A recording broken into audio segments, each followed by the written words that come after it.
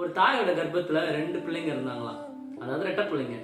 அதுல ஒரு குழந்தை இன்னொரு குழந்தைய பார்த்து கேட்டுச்சான், இந்த கர்ப்பத்துல இருந்து நம்ம வெளியில போனதுக்கு அப்புறம், அதாவது ஆஃப்டர் டெலிவரி நமக்கு ஒரு லைஃப் இருக்குன்னு உன்னால நம்ப முடியுதா அப்படின்னு சொல்லி.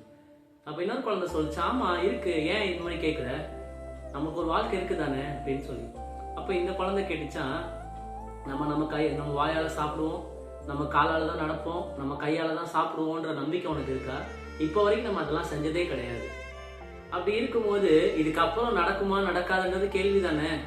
நம்மளை யார் பார்த்துப்பா? இங்க நம்மள ஒரு ஒரு ஒரு சேஃபான ஒரு இடத்துல இருக்கிறோம், இதுக்கப்புறம் நமக்கு ஒரு லைஃப் இருக்குன்னு எப்படி நம்ப முடியும் அப்படின்னு சொன்ன உடனே இன்னொரு குழந்தை சிரிச்சுட்டே சொல்லிச்சா, நம்ம அம்மா பார்த்துப்பாங்க அப்படின்னு சொல்லி.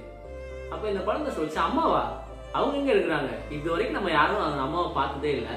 அப்புறம் அம்மாவை பார்த்துட்டோம், அம்மா பார்த்துப்பாங்கன்னா என்ன அர்த்தம்? அப்பெல்லாம் யாரும் நம்மளை பார்த்துக்க மாட்டாங்க அப்படின்னு சொல்லும் போது அந்த சின்ன அந்த இன்னொரு குழந்தை சொல்லிச்சான், நீ கொஞ்ச நேரம் அமைதியா இருந்து பாரு, அம்மாவோட சத்தத்தை நீ கேட்ப அப்படின்னு சொல்லி.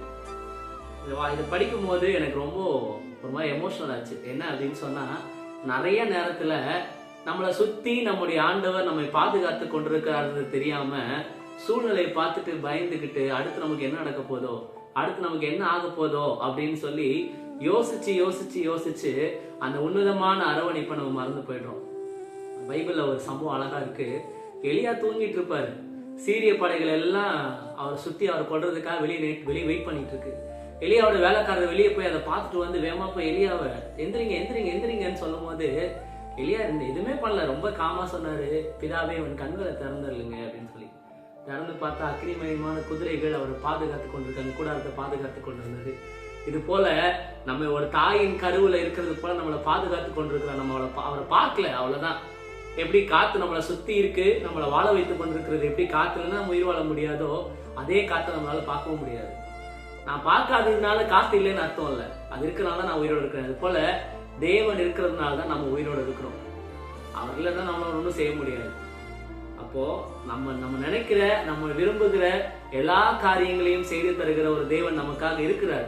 ஆனா நம்மள நம்ம கண்ணுக்கு அது தெரியாததுனால நம்ம யோசிக்கிறோம், இது நடந்துருமா, இது ஆயிடுமா, இது நம்ம சாதிச்சிருவோமா, இந்த வேலையை நம்ம கையில எடுத்திருக்குமே, நம்மளால முடியுமா? நிச்சயமா முடியும். உங்கள் தேவன் உங்களை எல்லாவற்றையும் செய்ய வைக்க வல்லவர், உங்களோடு உதவி செய்ய வல்லவர், உங்களை பாதுகாக்க வல்லவர்.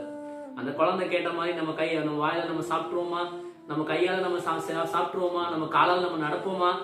இதெல்லாம் இன்னைக்கு நீங்க பார்க்காம இருக்கலாம். இப்படிப்பட்ட சூழல் இதெல்லாம் நம்மளால நடக்க முடியுமான்ற எண்ணங்கள்லாம் உங்க மண்டையில வரலாம். ஆனா ஒண்ணு யோசிச்சுக்கோங்க, உங்களை பார்த்து கொள்வதற்கு உங்களுக்காக ஒரு தேவன் இருக்கிறார். கர்த்தர் உங்களை